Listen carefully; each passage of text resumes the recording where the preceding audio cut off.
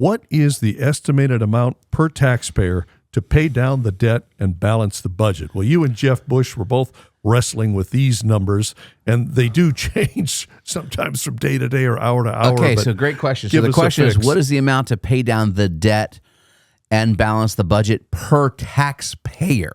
So that's not per citizen or per American. That's per taxpayer. What do we have, 100 million taxpayers? So, yeah, so it's about $145,000 per taxpayer. Wow. Yeah. That you would have to pay. And now to balance the budget, we would have to increase our intake by over $2.4 trillion a year. So that would mean you would have to kick in, about another $27,000 a year in taxes for every person that's currently paying taxes every single year to get to a balanced budget. Now, again, can we get to a balanced budget? There is most likely waste and fraud totaling about $1 trillion in that $7.5 trillion in spend, at least from the rough view.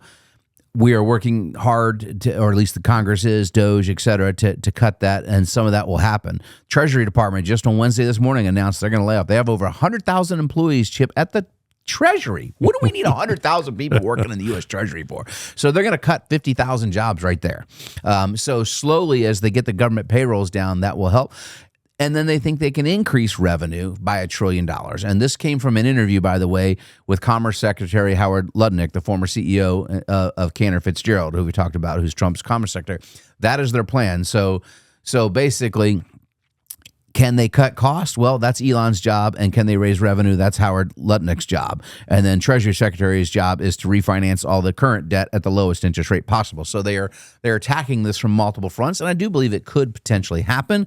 But why not just go ahead and pass, Congress, a balanced budget amendment where going forward we can only pass, spend what we need unless we are in time of war, right? Most states, including Nebraska, require a balanced state Isn't that budget. weird? Yeah. Right? Imagine that. Imagine a legislature bound by a constitutional amendment telling it how much it can spend, right? You must be able to, and that's what I'm arguing is, how are you going to pay for these things? I have no problem with different programs. How are you going to pay for them? And you can't do this nonsense. Chip, we're going to tax the rich.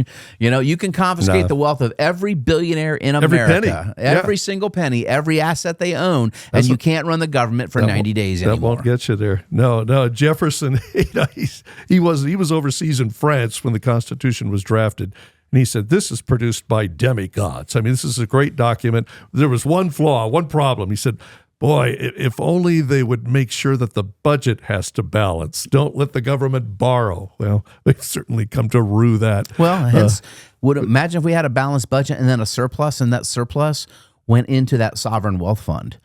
And eventually, the interest of that sovereign wealth fund would make it easier to balance the budget, which means we could reduce the taxation to its citizens. Someday we hope.